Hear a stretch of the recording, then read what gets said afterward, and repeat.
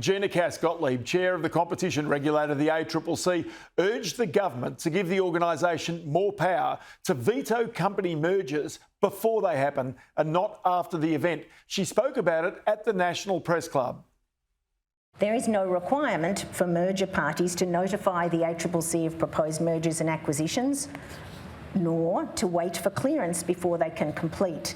In instances where the ACCC considers a merger to be anti-competitive and where the merger parties do not voluntarily abandon the transaction or offer remedies that address the competition concerns, the ACCC must take action in the federal court to seek orders to prevent or unwind the transaction. In her presentation, Cass-Gottlieb acknowledged the work in this area of her predecessor at the ACCC, Rod Sims, now a professor at the ANU's Crawford School of Public Policy, who joins me now. Rod, is this a problem that companies simply say, right, we're merging and then try and sort the ACCC issues out afterwards? Yes, that's a problem, Ross. Also, we don't get the information we need up front.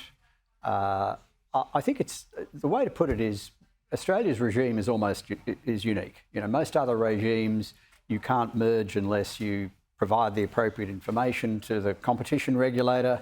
You have to wait for clearance. Of course, there are time clocks and all that sort of stuff.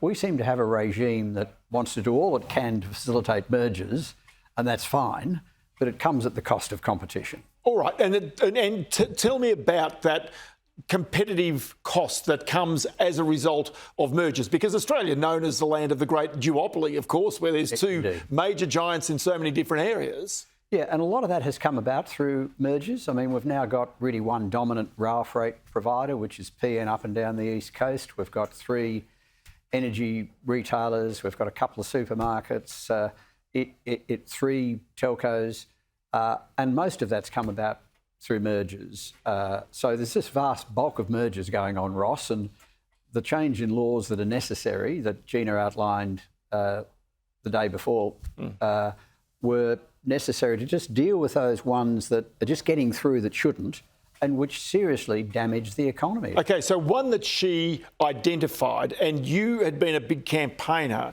was big tech companies. The big tech companies, by taking out smaller competitors, were lessening competitions and in many cases were not really being tested or were being tested after the event. Was that a frustration during your period as chair of the ACCC? It was part of the frustration, Ross. I mean, obviously Google innovated its way to initial success, but then of course it took over Android, YouTube, DoubleClick, which just cemented its position. But the digital platforms are part of it, but I think there's issues in the general economy where we have a merger regime which just doesn't protect competition enough. And that's on top, I think, of an economy that hasn't promoted competition enough in the past, and we need to do that now. All right, so do you believe that investment banks, the advisors, the lawyers, that the whole, sort of, if you like, fleet of advisors behind the scenes, that they exploit what is seen to be literally an opportunity in our competition laws?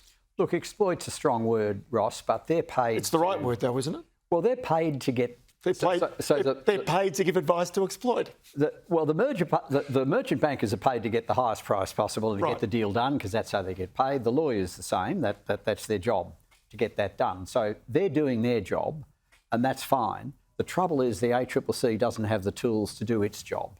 And you need that counterbalance, otherwise anti-competitive mergers are going to get through and it seriously damages the Australian economy. During your time as the ACCC chair, what was the merger that got through that you, in hindsight, look back and say, maybe that shouldn't have got through? Maybe the laws allowed that to happen that shouldn't have been allowed to happen? I could entertain you for most of the afternoon or morning, Ross, depending where we are, with that answer. But the one that sticks out most is Pacific National, basically with Horizon, reducing the East Coast rail freight market from 2 to 1. Now, there is another small competitor, SCT, but that has a different business model. Basically, Horizon got out of the game, sold its terminal which is a key, Acacia Ridge, to Pacific National. Others wanted to buy in, such as Cube.